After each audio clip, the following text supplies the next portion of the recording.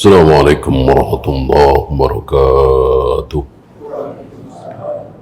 Innal hamdalillah nahmaduhu wa nasta'inuhu wa nastaghfiruh. Wa na'udzu billahi min shururi anfusina wa min sayyiati a'malina. May yahdihillahu fala mudilla lahu wa may yudlil fala hadiya lahu.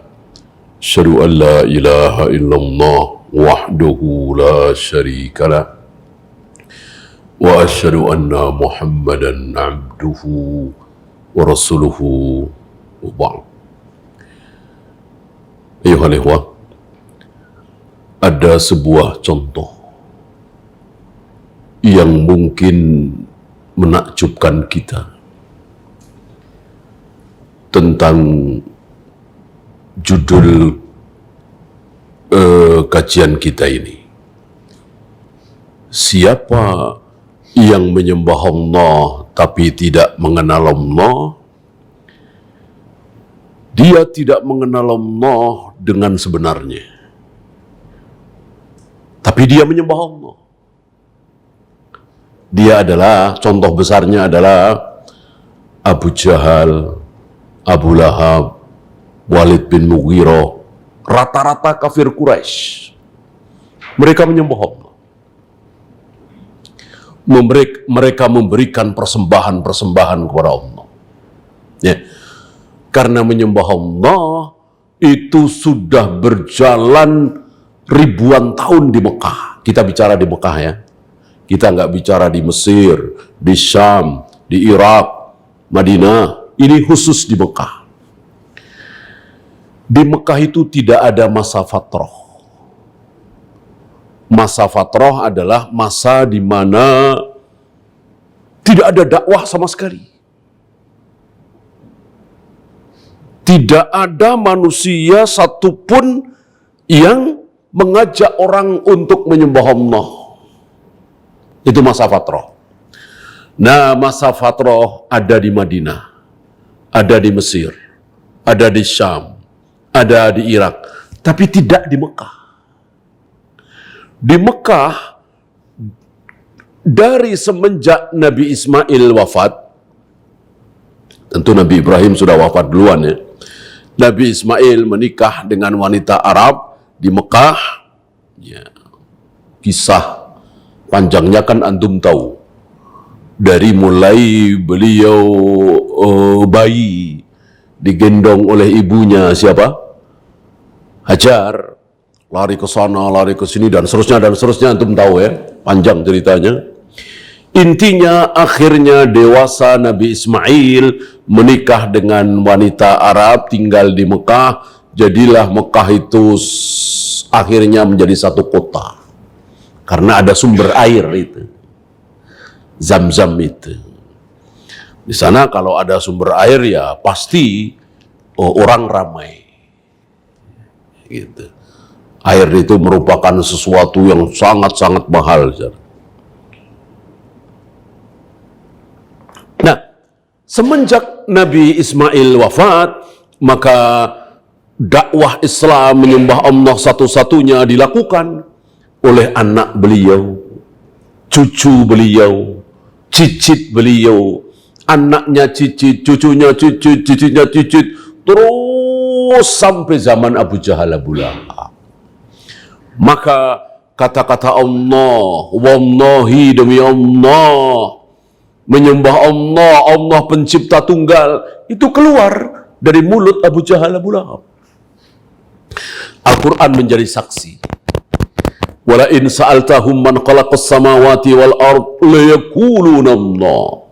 Muhammad, jika engkau tanyakan kepada mereka, maksudnya Abu Jahal, Abu Lahab dan teman-temannya, siapa yang menciptakan langit, siapa yang menciptakan bumi, siapa yang menurunkan hujan, siapa yang menghidupkan, siapa yang mematikan, dan seterusnya, la yaquluna Allah, pasti Abu Jahal, Abu Lahab akan menjawab Allah.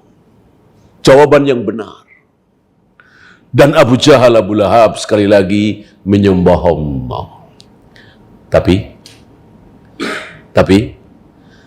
Tapi Allah itu siapa, sifatnya apa? Ini yang bermasalah pada diri Abu Jahal Abu Lahab. Abu Jahal Abu Lahab nggak tahu. Maka ketika Nabi menulis Bismillahirrahmanirrahim, apa itu Ar-Rahman Ar-Rahim? Ditolak oleh Abu Jahal Abu Lahab. Karena memang Abu Jahal Abu Lahab, Abu Sufyan waktu itu masih kafir, tidak mengenal sifat Allah. Menyembah Allah, mencintai Allah, memuliakan Allah, tetapi tidak tahu sifat Allah. Dan Allah nggak rela sifatnya tidak diketahui, atau mensifati Allah dengan sifat yang salah. Yantum kira kesalahan Nasoro, Katolik, Protestan, kesalahannya apa? Tidak menyembah Allah? Siapa bilang? Nasoro menyembah Allah, salahnya apa? Yahudi menyembah Allah, menyembah, salahnya apa Yahudi? Mensifati Allah dengan sifat yang salah. Meyakini, mensifati Allah bahwa Allah itu punya anak bernama Isa atau Yesus. Yang Yahudi meyakini Allah punya anak bernama Uzair. Ini dia. Betapa pentingnya mengetahui sifat Allah. Alhamdulillah kita dibimbing oleh guru-guru kita, ulama kita berdasarkan Al-Quran dan Sunnah bahwa Allah tidak punya anak. Lam yalid walam yulad. Tidak beranak dan tidak diberanakkan. Itu keyakinan kita dan itu benar. Ya salahnya di situ. Apa iya orang Yahudi Nasrani tidak menyembah Allah? Salah. Mereka menyembah Allah. Memuliakan Allah? Memuliakan. Memuji Allah? Memuji. Ya hanya mungkin lidahnya aja agak salah Allah gitu. Jadi kita juga ada ya orang bilang Allah, ada Allah, tapi maksudnya kan sama Allah. Ya cuman kurang fasih dikit. Maksudnya sama Allah. Ya. Jadi kesalahan Abu Jahal Abu Lahab bukan tidak menyembah Allah. Justru Abu Jahal Abu Lahab menyembah Allah, tapi tidak tahu sifat Allah. Nah, di pagi ini insya Allah kita akan bahas bagaimana sifat Allah yang banyak tidak diketahui oleh saudara-saudara kita. Ya, kalau ada yang bertanya, apakah Allah mempunyai sifat bosan? Jawabnya apa? Apakah Allah mempunyai sifat bosan? Ya. Jadi ada anak muda tobat dari mabuk misalnya. Ya Allah, ampuni saya nggak mabuk lagi. Sebulan kemudian mabuk lagi. Kemudian setengah bulan kemudian taubat lagi. Ya Allah, mohon ampun ya Allah, aku bertaubat, nggak mabuk lagi. 2 bulan kemudian mabuk lagi. Sebulan kemudian nyesal lagi. Datang kepada Allah, mohon ampun kepada Allah, ya Allah, aku taubat dari mabuk, ya Allah, ampuni saya. Begitu lagi, sampai ke kali ke-30 misalnya. Nih, kira-kira Allah bosan apa tidak? Kalau kita insya Allah bosan ya. Kalau kita insya Allah bosan. Kita punya pembantu misalnya, kita punya bawahan misalnya, melakukan kesalahan, mecahin piring misalnya, setengah lusin, minta maaf. Besoknya mecahin lagi, minta maaf lagi, mecahin lagi. Paling 3 kali, 4 kali kita udah bosen. Kita udah bosen. Dan udah suudon. Paling begitu lagi. Ya. Itulah kita. Apa Allah seperti itu? Apa Allah seperti itu? Tidak. Salah satu sifat Allah adalah tidak bosan. Allah tidak pernah bosan. Mau kita bertobat yang ke-100 kali, bahkan 200 kali, bahkan 1000 kali dengan dosa yang sama, itu lagi, Allah nggak bosan. Nah, disinilah banyak yang keliru dari kita. mensifati Allah dengan logika, disamakan dengan kita, ya bosan lah. Ya, kita aja bosan, apalagi Allah. Nggak boleh ucapan seperti itu. Menyamakan Allah dengan kita, menyamakan Allah dengan makhluk, haram. Itu bentuk syirik, bentuk kekufuran. Allah tidak sama dengan makhluknya. Allah tidak sama dengan apapun. Laisa kamitslihi syai' wa lam yakul lahu kufuwan ahad. Tidak ada satupun yang mirip-mirip dengan Allah. Jadi sifat Allah itu beda. Kalau toh sama, itu sekedar lafaz. Ya. Apakah Allah melihat? Jelas. Kita melihat? Iya kan? Berarti kita melihat, Allah melihat. Sama kan? Apanya? Lafadznya doang. Melihat. Sama-sama melihat. Tapi penglihatan Allah dengan penglihatan kita jauh berbeda. Kita jarak 500 meter sudah kabur. Mungkin 200 meter sudah nggak jelas. Allah miliaran kilometer, bahkan triliunan kilometer, Allah lihat dengan jelas. Nggak ada bedanya bagi Allah melihat jarak 1 meter dengan jarak 5.000 triliun kilometer. Nggak ada bedanya. Sama-sama jelas. Gitu kan? Allah mendengar? Jelas. Kita juga mendengar. Sama-sama mendengar. Tapi apakah pendengarannya sama persis? Ya tidak. Kita 50 meter sudah nggak dengar sama-sama. Kecuali pakai alat. Allah triliunan kilometer masih dengar. Bahkan suara yang ada di dasar laut Allah mendengar. Ya, oleh karena itu antum jangan heran. Kalau ada ayat ma mana'aka antas sudah lima khalaqtu biyadayya. Aku telah menciptakan Adam dengan kedua tanganku. Aku akan membolak-balikkan langit. Aku akan menggulung langit dengan tangan kananku. Aku membolak-balikkan hati manusia dengan 2 jariku. Aku menghadapkan wajahku ke wajah orang yang sedang sholat. Aku akan menghentikan geraman jahanam dengan telapak kakiku. Berarti di sini ada telapak kaki, ada tangan kanan, ada kedua tangan, ada wajah, ada jari. Loh, kalau Allah punya jari, jadi kayak kita dong. Allah punya tangan, jadi kayak kita dong. Ini bodoh. Tadi, ya sekalian. Loh, Allah kok melihat, mendengar, sama kayak kita dong. Kan jauh beda antara penglihatan Allah dengan penglihatan kita, pendengaran Allah dengan pendengaran kita. Begitu pula wajah Allah, tangan Allah, betis Allah, genggaman Allah, nggak sama dengan genggaman, betis, tangan siapapun. Ya. Dan yang mengatakan Allah punya tangannya 2, yang mengatakan seperti itu siapa? Allah sendiri. Lewat lisan Nabi SAW. Masa ditolakkan? Aneh. Aneh seaneh-anehnya. Yang mengatakan bahwa aku bersemayam di atas arsy, jauh di atas langit. Yang mengatakan siapa? Allah sendiri.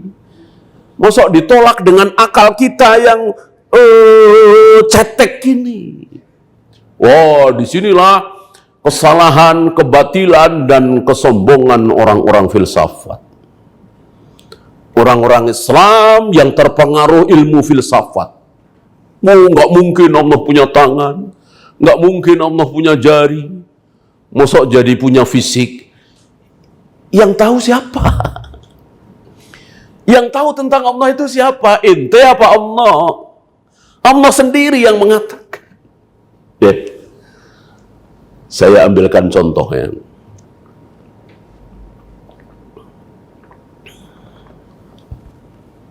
Bapak dari mana? Oh, saya dari Surabaya. Baru ketemu ya. Saya baru ketemu sama si bapak itu. Bapak dari mana? Dari Surabaya. Bapak sudah nikah? Sudah. Anaknya berapa? 5. 3 laki-laki, 2 perempuan. Bapak sebagai apa? Oh, saya pedagang. Ya, baru kenal, saya nggak tahu. Tiba-tiba saya mengatakan begini, Bapak bukan dari Surabaya. Bapak bukan pedagang. Bapak anaknya bukan 5. Gila nggak kira-kira saya? Tentu saya gila. Orang baru kenal, tentu dia yang lebih tahu tentang dirinya. Ya, tentu orang-orang akan sepakat mengatakan saya gila. Orang baru kenalan, ya namanya orang kenalan kan husnudzon, ya kan? Masuk langsung suudzon, bohong ya. Apa kepentingan dia bohong? Ya, udah jelas dia ngasih tahu, saya dari Surabaya, saya punya anak 5, yang 3 laki-laki, yang 2 perempuan, saya pedagang. Tiba-tiba saya yang baru kenal dengan si bapak itu langsung bantah. Bapak bukan dari Surabaya, bapak bukan pedagang, bapak anaknya tidak 5, kan gila saya. Nah, begitu pula orang-orang itu gila. Mengatakan Allah tidak punya tangan, tidak punya wajah, tidak punya jari. Gila, Allah sendiri yang bilang. Emang Allah pembohong? Iya kan? Loh, kan ini dalam rangka supaya laisa kamitslihi syai' wa lam yakul lahu kufuwan ahad. Biar Allah itu tidak sama dengan apapun. Iya, tidak sama. Emang kalau Allah punya tangan pasti sama dengan kita. Emang kalau Allah punya wajah pasti sama dengan kita. Emang kalau Allah punya jari pasti sama dengan kita? Beda. Ya. Meja ini punya kaki nggak? Ada berapa kakinya meja ini? Iya, kalau begitu kaki meja ini sama dengan kita dong, sama-sama punya kaki. Cuman bedanya dia 4, kita 2. Kan gila kan? Gila itu. Tentu kaki meja dengan kaki kita beda, tapi sama-sama kaki. Jangankan meja, mobil punya kaki nggak? Ya, itu bengkel kaki-kaki. Ada terot, ball joint, ya kan? Sepakat orang, mobil ada kaki-kakinya. Nggak ada yang bilang nggak waras, mobil nggak punya kaki, pokoknya tetap ada kakinya. Ada rodanya, bannya, ada kakinya. Ya, apa sama dengan kaki kita? Beda jauh. Ada yang lebih jauh lagi, apa? Gunung. Ya. Gunung punya kaki nggak? Iya, banyak yang bilang desa itu ada di kaki Gunung Semeru. Kecamatan itu ada di kaki Gunung Galunggung. Sepakat manusia mengatakan kaki gunung. Apa dengan demikian gunung sama dengan kita, sama-sama punya kaki? Gak ada. Maka orang yang mengatakan Allah punya tangan, punya wajah, punya jari, bukan berarti menyamakan Allah dengan kita. Orang beda jauh, ya. Nanti insya Allah ya, kita semua di surga akan melihat wajah Allah. Wujuhu yawma idzin nadhira ila rabbiha nadhira. Pada hari itu kaum muslimin, kaum mukminin wajahnya berseri-seri. Kenapa? Karena melihat wajah Allah. Sebuah kenikmatan puncak. Selama ini penduduk surga merasakan kenikmatan makanan surga, minuman surga, pemandangan indah surga, bidadari surga, nikmat sekali. Begitu melihat wajah Allah, jauh lebih nikmat. Puncak kenikmatan penduduk surga apa? Melihat wajah Allah. Dan ketika nanti manusia melihat wajah Allah, tidak ada yang tidak berdecak kagum. Ya. Gak ada orang yang mengatakan, sudah saya bayangkan. Ya. Beginilah wajah Allah. Gak mungkin. Gak mungkin. Pasti semua berdecak kagum melihat kemuliaan, keindahan wajah Allah.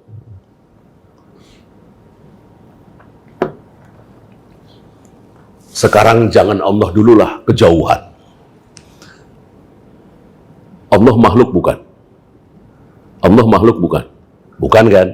Allah itu khalik satu-satunya. Nah, selain Allah kan makhluk. Ada makhluk. Ada makhluk. Makhluk itu dengan kita semua ini gak ada persamaannya sedikit pun. Ya, semuanya beda. Gitu. Samanya cuma satu. Apa? Nama. Namanya sama. Ya. Di sana ada sungai, di sini juga ada sungai. Di sana ada air yang mengalir, di sini juga ada air yang mengalir.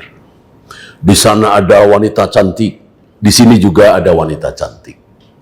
Di sana ada gedung megah, di sini juga ada gedung megah. Di sana ada anggur, di sini juga ada anggur. Di sana ada delima, di sini juga ada delima. Di sana ada madu, ada khamr, di sini juga ada madu, ada khamr.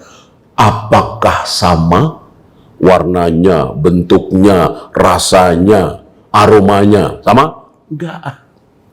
Enggak ada persamaan sedikit pun. Yang sama cuma nama. Gitu ya.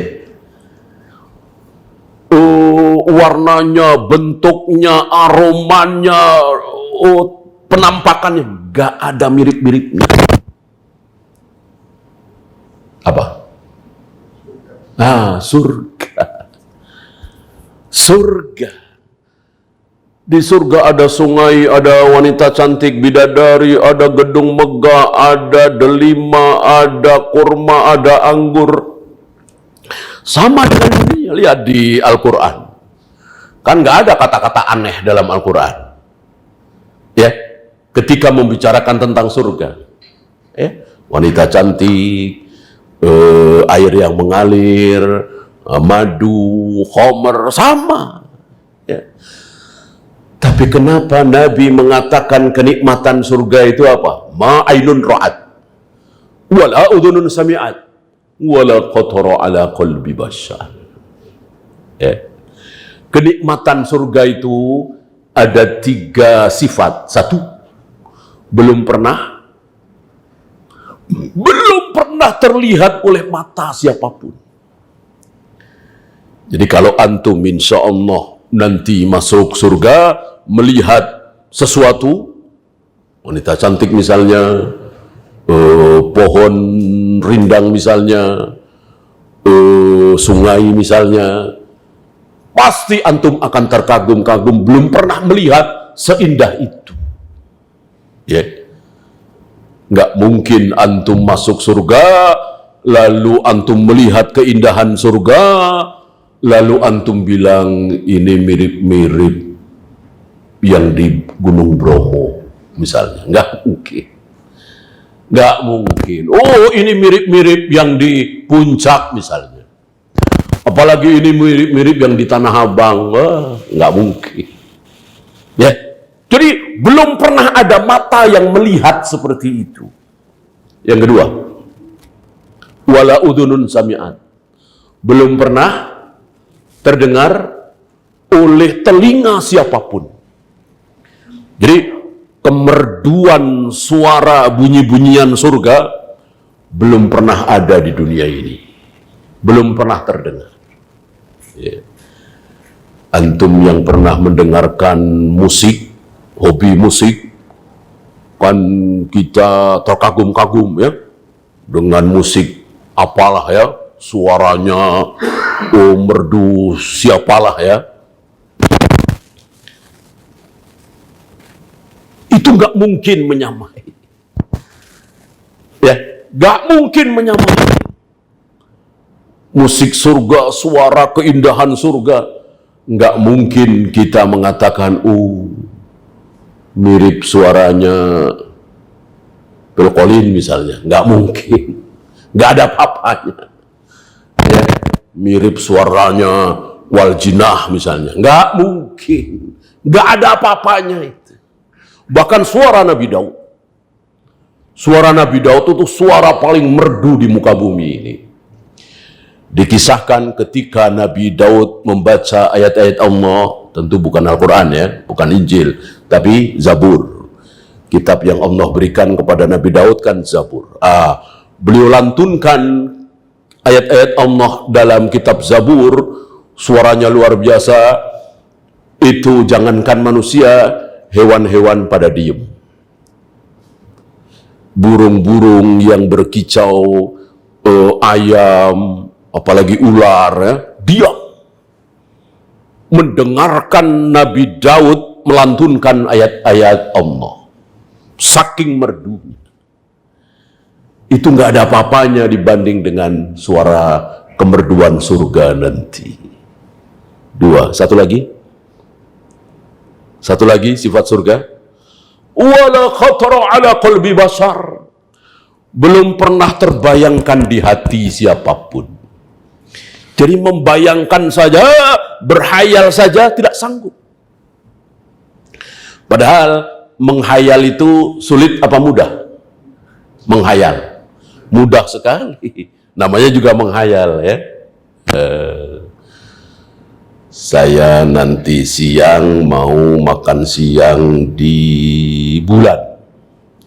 Nanti sore-sore dikit saya mau ngopi di Saturnus. Nanti saya makan malam di Pluto. Ya namanya menghayal kan gampang kan? Namanya berhayal. Untuk surga tidak sanggup. Jadi kalau kita membayangkan kenikmatan surga dengan bayangan yang liar, yang apa istilahnya over, nggak sanggup. Kayak apa itu surga ya? Kayak apa kenikmatan surga itu? Maka bodoh sekali kalau kita tidak ingin surga, itu bodoh sekali. Kalau inginnya cuman gaji, keuntungan, uang, sehat, nikmat hari tua, nggak kepikiran pengen masuk surga, rugi, bodoh. Kenikmatan yang luar udah begitu kekal lagi. Udah begitu kekal lagi. Seandainya kita nikmati surga itu 2000 tahun, nikmat sekali. Ini kekal, bukan 2000 tahun, bukan 5000 abad lagi, kekal selama-lamanya. Bersama kekekalan Allah, khalidina fiha abada. Ya. Maka para nabi, para rasul, para sahabat, para ulama kita yang pintar-pintar itu sabar. Miskin, terlunta-lunta, melarat, dihina orang, sabar. Alah, paling berapa lama? Demi apa? Demi masuk ke dalam surga yang kenikmatannya luar biasa itu. Itu baru cerdas. Nah, surga ini khalik apa makhluk? Surga ini makhluk apa bukan? Surga makhluk. Kita makhluk, sama-sama makhluk, persamaannya nggak ada. Padahal surga makhluk, kita makhluk. Dunia makhluk, bumi makhluk, surga makhluk. Tapi persamaannya nggak ada. Cuman sekedar nama. Gimana Allah? Gimana Allah yang bukan makhluk, yang khalik? Tentu nggak ada perbedaan, nggak ada persamaan, pasti beda. Maka bodoh sekali orang yang mengatakan kalau Allah punya jari sama dengan kita dong. Kalau Allah punya wajah sama dengan kita dong. Kalau Allah punya tangan dua sama dengan kita. Ini bodoh sebodoh-bodoh. Ya. Maka wajib kita mengenal sifat Allah. Bahwa Allah itu begini, Allah itu begini, Allah itu begini, Allah itu begini. Harus berdasarkan Al-Quran dan Sunnah. Seaneh apapun. Emang banyak yang aneh. Yang antum masih ingat sifat Allah yang aneh apa? Yang kita nggak nyangka. Tapi memang begitu adanya, orang kata Allah sendiri. Apa? Yang kalau kita punya sifat seperti itu, pasti kita nggak mau. Kita dituduh aja nggak mau. Gitu ya. Allah punya sifat itu. Yang sifat itu buruk sekali kalau di kita. Apa? kira-kira? Dan Allah berulang kali nyatakan di Al-Quran dan Sunnah, ini sifatku nih. Sementara kalau kita punya sifat seperti itu, malu kita. Nggak mau kita. Apa? Nggak tahu? Sifat Allah yang kita nggak mau punya sifat itu, Pak? Sombong. Sombong. Salah satu sifat Allah, sombong. Kata siapa? Kata Allah sendiri. Ana al-mutakabbir. Aku zat yang maha sombong. Nggak ada yang lebih sombong dari Allah. Ya. Akulah satu-satunya Tuhan di jagat raya alam semesta. Menyombongkan diri kan? Membesarkan diri kan? Tidak ada yang bisa menghidupkan, tidak ada yang bisa mematikan kecuali aku. Tidak ada yang bisa memberi rizki kecuali aku. Kan membesarkan dirinya.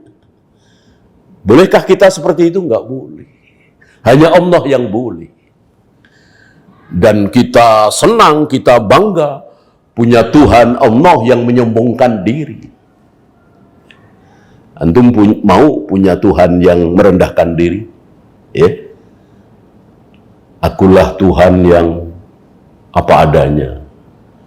Akulah Tuhan yang biasa-biasa saja. Ya tentu kita nggak bangga. Kita senang bersyukur punya Tuhan yang membesarkan dirinya. Tidak ada kejadian di jagat raya alam semesta kecuali atas izinku. Tidak ada kejadian di jagat raya alam semesta yang tidak aku ketahui. Siapapun yang makan, minum, pasti itu rezeki dariku. Dan seterusnya. Bertebaran. Kesombongan Allah itu di Al-Quran, di Sunnah. Dan Allah senang sekali ketika kesombongan Allah itu kita ucapkan, kita puji-puji Allah. Ya. Sementara banyak dari kita, mungkin mayoritas kita ya, nggak mau. Dibilang sombong nggak mau. Walaupun mungkin sombong. Nah, sifat sombong itu sifat yang tercela bagi manusia, bagi Allah terpuji. Ya. Beda kalau apa misalnya ya, penakut gitu. Banyak yang ngaku, jangan saya penakut. Gitu. Atau emosian, temperamen, ya. Saya nggak ikut-ikutan, saya orangnya emosian, ngaku. Tapi kalau sombong, biasanya nggak ngaku. Ya. Jangan ajak saya orangnya sombong. Jarang kan gitu kan? Nggak ada ya. Bahkan ketika dia sombong, ya, kita diajak makan tuh sama fulan, yang mana? Tuh yang rumahnya di pinggir kali, yang gubuk itu. Enggak, saya nggak mau. Paling makanannya nggak enak. Bukan saya sombong ya. Padahal ketika dia nggak mau datang, itu jelas sombong. Ketika kita diundang, kan wajib datang. Kalau dia muslim ya, kecuali dia kafir. Kalau dia muslim, semiskin apapun, ngundang kita makan, wajib kita datang. Kalau kita bisa datang. Kalau nggak mau datang, sombong. Nah, dia nggak ngaku. Gitu. Tapi tiba-tiba Allah mengatakan, akulah zat yang maha sombong. Membesarkan dirinya, mengagungkan dirinya, menyatakan dirinya yang paling tahu, paling berkuasa, paling.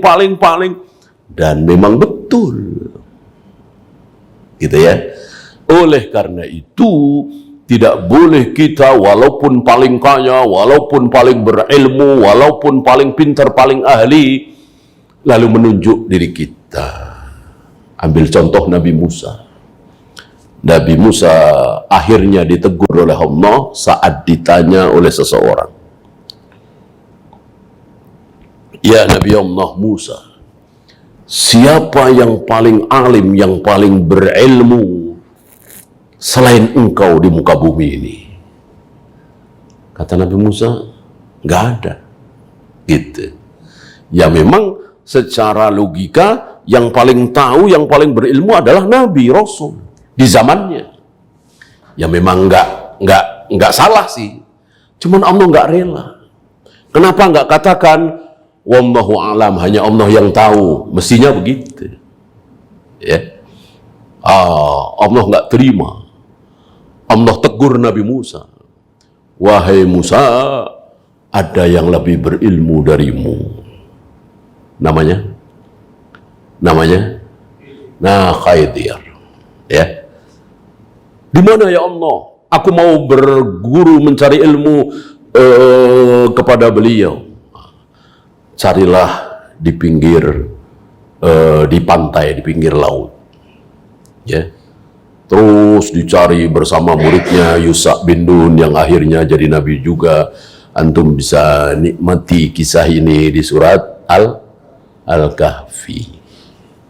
Ya. Nah, ini pelajaran bagi kita. Mungkin antum tahu persis bahwa yang paling ahli di kantor itu antum. Gitu. Karena antum memang direkrut untuk itu. Tapi ketika ditanya, jangan menonjolkan diri. Ini salah satu akhlak Islam. Ya. Katakan hanya Allah yang tahu. Gitu. Ketika ada kebaikan, serahkan kepada Allah. Ketika ada keburukan, nisbatkan kepada diri kita. Seperti Nabi Ibrahim ketika ditanya, Tuhanmu Allah itu seperti apa?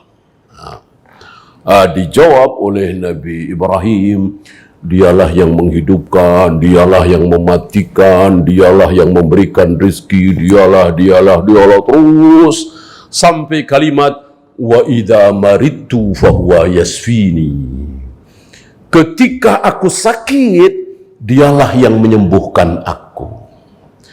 Padahal Nabi Ibrahim tahu apa tidak kalau yang bikin beliau sakit itu Allah? Tahu apa tidak? Tentu tahu, tapi tidak dibilang Allah. Nabi Ibrahim tidak mengatakan, jika Allah membuat aku sakit, maka Allah juga yang membuat aku sembuh. Enggak. Nabi Ibrahim mengatakan, jika aku sakit. Bukan, jika Allah membuat aku sakit. Padahal Nabi Ibrahim tahu persis, yang membuat beliau sakit adalah Allah. Siapa lagi? Tapi tidak dinisbatkan kepada Allah, dinisbatkan kepada diri sendiri. Ini keluar hukum bahwa ketika kita berbicara tentang keunggulan kita, kehebatan kita, keahlian kita, nisbatkan kepada Allah. Gitu ya. Kan mungkin antum pengusaha sukses misalnya. Kan suka ditanya sama orang atau mungkin wartawan, gimana kiat-kiat? Gitu. Kok bisa sih Bapak berusaha sukses? Ya. Jawablah, ini kehendak Allah. Ini kehendak Allah, itu jawaban pertama. Banyak yang ulet seperti saya, banyak yang sabar seperti saya, banyak yang anak pengusaha seperti saya, tapi nggak sukses. Karena Allah tidak menghendaki. Ya. Allah menghendaki saya sukses. Asbabnya boleh diberitahu setelah itu. Saya ulet, saya sabar, saya tidak mudah percaya dengan orang yang baru saya kenal, saya tidak mau berhubungan dengan bank, dan seterusnya. Ya, tapi pertama kali sebut Allah sebagai yang menghendaki pertama kali. Ya. Ini betapa bahayanya kalau kita tidak mengenal Allah dengan baik dan benar. Akhirnya apa? Seperti tadi. Seperti anak muda tadi. Ya.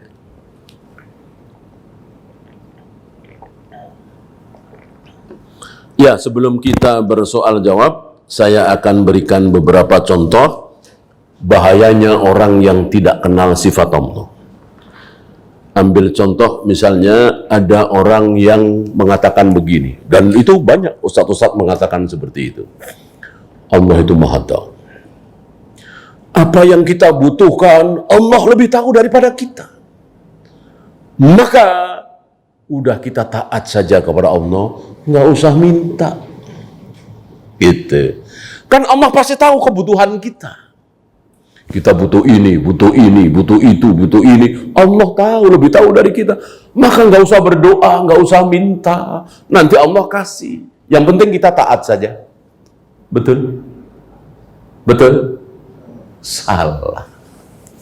Salah besar. Bahkan Allah mengatakan lewat lisan Nabi SAW, innallaha yubghidu man lam yas'al. Allah marah kepada orang yang tidak pernah minta, tidak pernah berdoa. Maka berdoalah, berdoalah, berdoalah, berdoalah. Walaupun dalam rangka menyambung tali sendal. Ya, sendal di zaman Nabi itu pakai tali, kalau kita kan jepit ya, pakai tali. Nah, sering tali itu putus. Nah, ketika putus disambung, menyambung tali ini mudah sekali. Sila kita anak kecil juga bisa, tapi jangan mentang-mentang kecil, jangan mentang-mentang gampang, lalu tidak berdoa, tidak meminta. Ya, ternyata salah kan? Karena kita tidak tahu. Salah satu sifat Allah adalah ketika diminta Allah senang. Maka mintalah. Urusan besar, urusan sedang, urusan kecil. Sekedar urusan nyari parkir misalnya kan urusan kecil kan. Sekedar nyari pensil yang bagus ya urusan kecil. Sekedar nyari warung yang enak, urusan kecil. Tapi tetap jangan lupa berdoa, berdoa, berdoa, meminta kepada Allah. Semakin banyak berdoa, Allah semakin senang. Orang yang tidak pernah berdoa, tidak pernah meminta kepada Allah, Allah anggap dia sombong.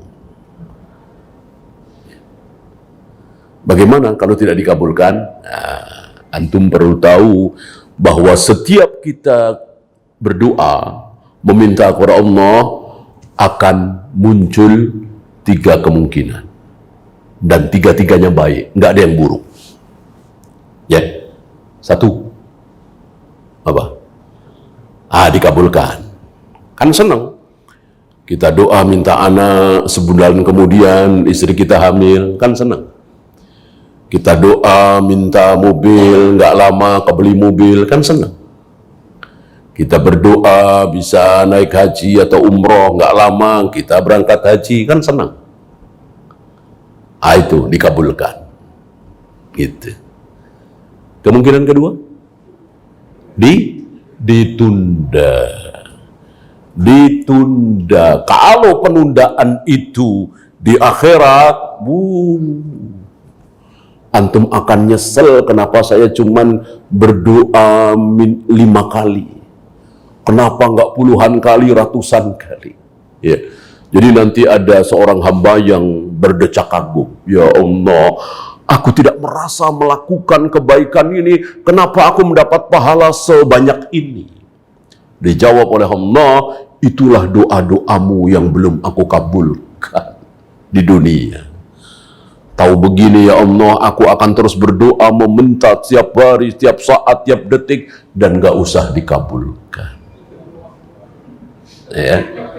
Karena sudah melihat betapa nikmatnya doa yang ditunda itu. Itu kemungkinan kedua. Kemungkinan ketiga, dihindarkan dari keburukan yang serupa. Walaupun tidak dikabulkan. Ambil contoh misalnya, ya Allah berikanlah kesempatan kepadaku untuk pergi haji. Terus berdoa, sampai meninggal, belum juga pergi haji. Apakah percuma? Tidak. Ya. Allah pernah mengatakan, menyuruh malaikat penjaga rahim, waktu kita di rahim, waktu kita umur 4 bulan di rahim ibu kita, 120 hari ya. Allah tulis begini, misalnya ini contoh saja. tulis dia sampai mati tidak pergi haji. Karena Allah Maha Tahu dan Maha Kuasa. Kalau dia tidak pernah berdoa minta bisa berhaji, kasih kanker misalnya, kasih kanker, kena penyakit kanker gitu. Atau penyakit gula atau penyakit lumpuh apalah. Tapi kalau dia berdoa terus, adapun dia mati belum berhaji, itu sudah jelas nggak mungkin enggak, karena kan sudah dicatat oleh Allah, takdir kan, nggak mungkin dia bisa berhaji. Tapi kalau dia terus berdoa, ya Allah berikan kesempatan aku untuk naik haji ya Allah, maka jangan kasih kanker, gula, lumpuh dan seterusnya. Nah, itu kira-kira begitu. Ya, kalau antum tahu 3 kemungkinan ini, maka antum akan terus berdoa, memohon, meminta apapun yang antum inginkan. Antum jangan putus asa, saya cuman satpam, mana mungkin saya pergi haji lalu nggak berdoa. Jangan. Walaupun satpam, ya Allah Engkau Maha Kuasa, aku memang cuman satpam, mana mungkin aku punya uang untuk bayar ONH, ya, tapi Engkau Maha Kaya ya Allah, berikanlah jalan ya Allah, mudah bagimu ya Allah untuk membukakan jalan bagiku untuk bisa naik haji. Begitu. Walaupun sampai mati belum juga berhaji, nggak masalah. Ada sesuatu yang kita nggak tahu. Ya seperti tadi, selamat dari kanker, selamat dari gula, selamat dari ini, dari itu, dan seterusnya. Ya. Satu lagi.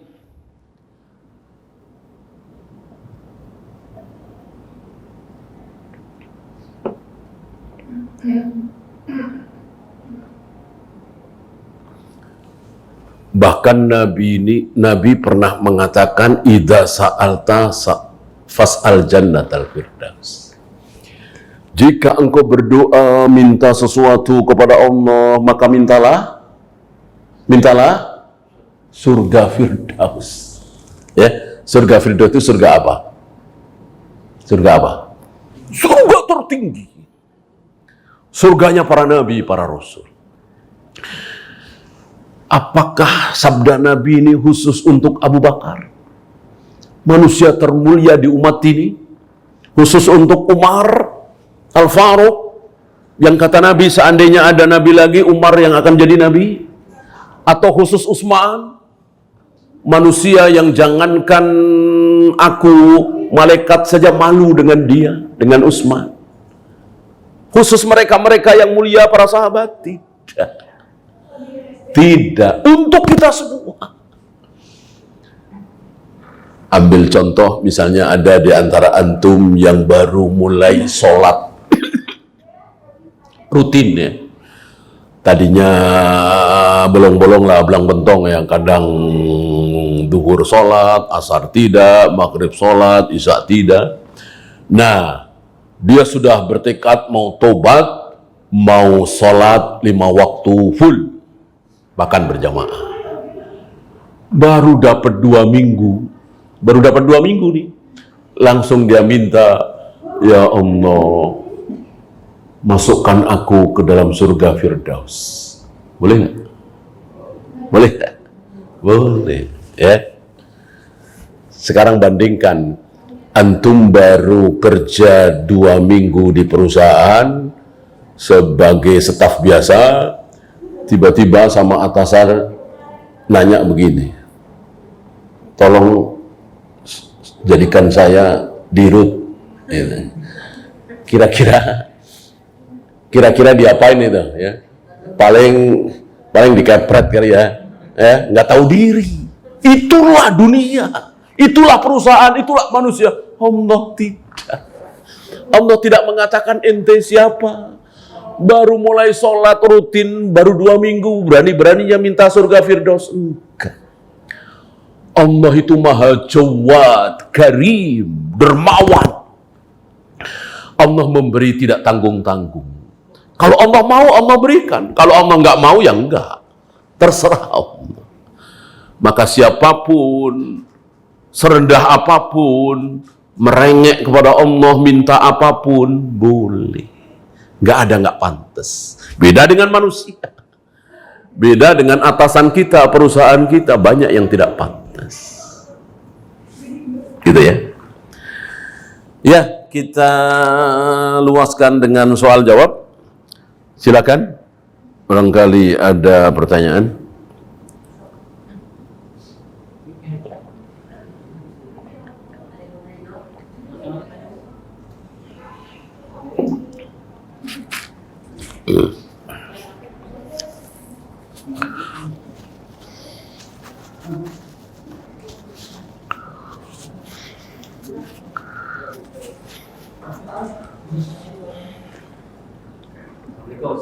Assalamualaikum warahmatullahi wabarakatuh. Tadi Ustaz bilang bahwa doa itu kan ada tiga kemungkinan. Lanjutkan atau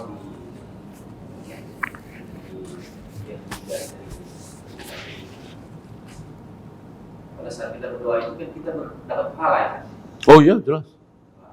Nah, kalau doa kita itu langsung dikabulkan pada saat itu apa yang kita minta dikabulkan, itu nanti kita dapat pahala juga nggak? Atau putus di situ saja? Iya, ketika berdoanya itu. Ad-du'a'u huwal ibadah. Doa adalah ibadah. Ibadah ya berpahala. Jadi setiap kali kita berdoa memohon sesuatu kepada Allah, berarti kita sedang beribadah. Karena berarti memuji Allah, menyanjung Allah, bahwa Allah lah yang mengabulkan segala doa. Allah Maha Kaya, Allah Maha Pemberi, dan seterusnya, dan seterusnya. Allah senang. Ketika kita sikoh dengan Allah, ketika kita percaya dengan Allah, menyerahkan diri kepada Allah, jelas berpahala. Nah, ketika dikabulkan, alhamdulillah. Iya kan? Nah, nanti kita berdoa lagi, minta apa lagi, gitu. Kalau tidak dikabulkan, ya masih ada dua kebaikan tadi. Intinya, gak ada keburukan dari berdoa itu. Gitu ya. Maka terus kita berdoa, terus kita berdoa, terus kita berdoa. Tentu ada doa yang haram. Ya. Berdoa untuk keburukan saudara kita, padahal dia tidak menzalimi kita, ini tidak boleh. Kalau dia menzalimi kita, boleh. Kalau dia tidak menzalimi kita, tiba-tiba kita doakan buruk untuk dia. Istilah kita sumpahin, nggak boleh. Nggak boleh. Wallahu. Ada lagi? Ya. Apa kiat-kiat untuk doa kita dikabulkan? Itu ada kata-kata khusus yang masuk ke dalam waktu. Yang pertama taat. Yang pertama taat. Siapa doa orang yang paling cepat dikabulkan? Para nabi, para rasul. Rasulullah itu mengangkat tangan begini nih. Mengangkat tangan tinggi ya. Ya Allahumma agisna, Allahumma agisna. Ya Allah turunkanlah hujan. Ya Allah turunkanlah hujan. Ya Allah turunkanlah hujan. Tangan Nabi kan nggak mungkin begini terus kan? Diturunkan. Nah, sebelum tangan Nabi diturunkan, hujan sudah turun duluan. Kayak apa itu? Ya, kenapa? Ya Nabi. Betapa taatnya beliau kepada Allah. Betapa jauhnya beliau dari maksiat. Maka intinya di situ. Kalau kita ingin doa-doa kita dikabulkan oleh Allah, jauhi segala maksiat. Terutama maksiat terbesar. Maksiat yang paling disukai oleh iblis. Paling dibenci oleh Allah. Apa? Syirik. Ini maksiat terbesar yang paling disukai oleh iblis. Maka hati-hati dengan syirik, musyrik, dukun, jimat, keris, kuburan keramat, dan seterusnya. Ini syirik. Dosa terbesar yang paling dibenci oleh Allah. Untuk yang lain Allah masih berikan pintu ampunan. Untuk ini nggak mungkin. Ketika seseorang mati masih membawa dosa syirik, nggak mungkin Allah ampuni. Berarti kekal di neraka selama-lamanya. Beda dengan mati masih membawa dosa zina, khomer, judi, korupsi, membunuh, masih ada harapan ampun. Kalau syirik, nggak ada. Kekal di neraka selama-lamanya. Kemudian cari waktu-waktu mustajabah. Ketika sedang sujud, ketika sedang berbuka puasa, ketika antara azan dan iqamah, ketika sepertiga malam yang akhir menjelang subuh, ketika safar, ya. Adapun setelah sholat, bukan, ya.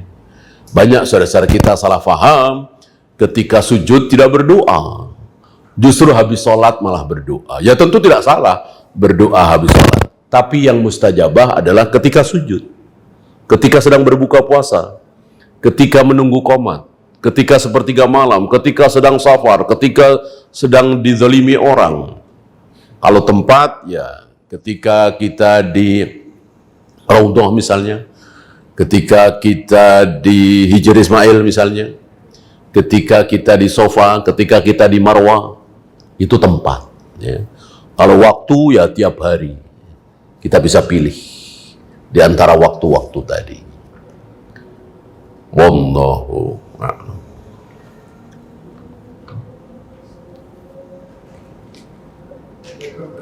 Assalamualaikum warahmatullahi wabarakatuh. Silakan. Terkait dengan rasa takut dan harapan kepada Allah, itu bagaimana kita mengatur di hati kita ya. Kadang-kadang kita sudah tahu bahwa kita punya mau berbuat kesalahan, tapi terus kita harus kuatkan rasa takutnya atau kita terus berharap akan diberikan ampunan. Ini tidak mudah ya, karena memang harus dengan ilmu. Untuk memiliki rasa khauf dan roja, takut dan harapan, seperti sayap seekor burung. Sayap burung itu beratan yang kanan apa beratan yang kiri? Sayapnya? Ya tentu sama, ya kan? Sama ya, sama persis. Yang kiri yang kira-kira begitu. Sabda Nabi, jadikan khauf dan rojamu, ketakutan dan harapanmu seperti sayap seekor burung. Sama persis. Ini tentu tidak mudah, butuh ilmu. Gitu. Jadi takut, harapan ada juga. Berharap bahwa Allah Maha Pengampun, Allah Maha Pengasih, Allah Maha Penyayang. Tapi jangan lupa, Allah juga syadidul iqab, syadidul azab, maha keras siksanya. Allah tidak peduli. Bayangkan anak seorang nabi, ayah seorang nabi, istri seorang nabi, Allah sesatkan. Nggak peduli Allah. Kita takut itu. Saya ini siapa? Kan'an yang anaknya Nabi Nuh saja Allah sesatkan, akhirnya kekal di neraka. Istrinya Nabi Lut Allah sesatkan, akhirnya masuk neraka. Ayahnya Nabi Ibrahim Allah sesatkan, akhirnya kekal di neraka. Saya siapa? Saya siapa? Maka semakin takut, semakin merengek, semakin merintih, semakin memohon kepada Allah supaya selamatkan aku ya Allah, selamatkan aku ya Allah, selamatkan aku ya Allah. Jangan sesatkan aku ya Allah. Jangan cabut hidayah yang telah Engkau berikan kepada aku ya Allah. Rabbana la tuzigh qulubana ba'da id hadaitana. Ya. Nah, ada kalanya kita besarkan harapan, ada kalanya ya. Ya misalnya kita bertaubat. Masa lalu kita kelamlah, hitam, gelap. Hampir semua dosa kita lakukan. Kemudian kita bertobat, kita harus besarkan rasa harapan. Allah Maha Pengasih, Allah Maha Penyayang, Allah Maha Pengampun, gitu. Karena kita memang sedang memperbaiki diri. Gitu. Beda ketika kita tiba-tiba di WA mantan misalnya. Kita makan bareng yuk di Nah, jangan besarkan harapan, ya. Besarkan ketakutan. Allah punya neraka, Allah maha menyesatkan. Jangan antum baca itu lalu menuju restoran yang dimaksud. Allah maha pengasih, Allah maha penyayang, Allah maha pengampun, ya. Gampang taubat. Jangan, ya. Kebalik itu, gitu. Jadi kapan roja, kapan khauf, itu harus pas kita. Jangan dibolak-balik. Gitu ya. Wallahu a'lam.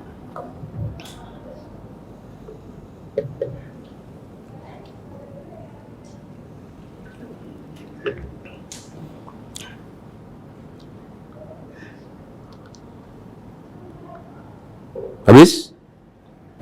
Ada lagi?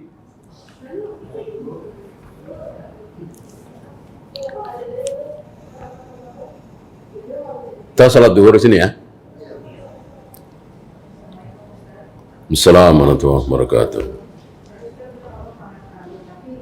Boleh nggak kita berdoa ketika menjawab yang kesulitan hamba gitu? Apa harus kesulitan itu harus kayak kita boleh general jadi kalau hamba yang bisa itu yang biasanya kan urusan sekali aja pada orang boleh nggak kalau kita berdoa orang tahu kesulitan hamba. Seperti yang kita bahas tadi ya. Ya tentu Allah tahu bahwa sendal kita putus, ya kan? Apa kita, ya Allah, Engkau tahu apa yang aku maksud, ya Allah, ya. Enggak kan? Tetap kita sebut, ya Allah, aku sedang menyambung tali sendal, jadikanlah berhasil, gitu. Tetap ya, tetap kita sebut, ya Allah, aku sedang ada masalah dengan mertua misalnya. Beliau salah faham dengan saya. Ya, lembutkanlah hati beliau, ya Allah, supaya memaafkan saya. Ya begitu. Disebut. Jangan, ya Allah, Engkau tahu masalah yang ada pada diriku. Hilangkanlah masalah itu. Ya. Justru itu untuk menunjukkan betapa kita butuh. Gitu. Jadi sebut. Tetap sebut. Contoh Nabi SAW. Allahumma mazzikhu kullal mumazzak. Sebagaimana dia menyobek-nyobek suratku, ya Allah, sobek-sobeklah kerajaan dia. Apa? Parsi. Jadi Parsi, Kisra nama rajanya, ketika menerima surat Nabi ajakan untuk masuk Islam, disobek-sobek. Beda dengan Heraklius. Heraklius ketika menerima surat Nabi mengajak Heraklius masuk Islam, dihormati surat itu. Bahkan Nabi disanjung-sanjung di hadapan Abu Sufyan. Panjang ceritanya. Nah, si Kisra ini menyobek-nyobek surat Nabi. Akhirnya berita itu sampai kepada Nabi. Nabi berdoa dengan rinci kan.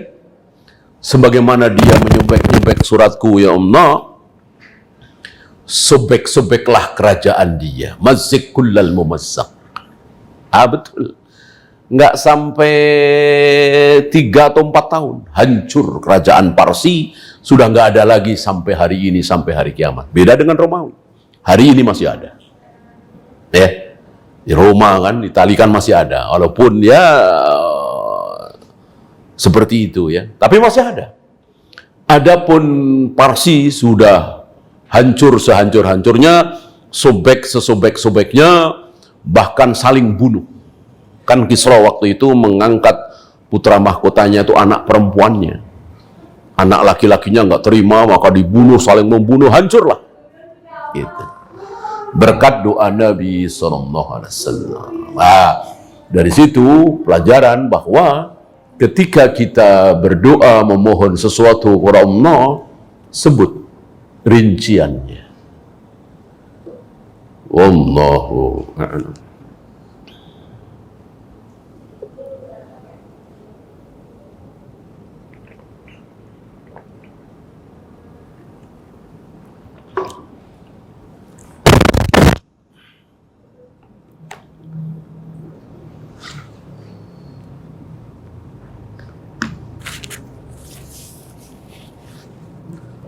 Ya, mungkin kita siap-siap sholat zuhur ya.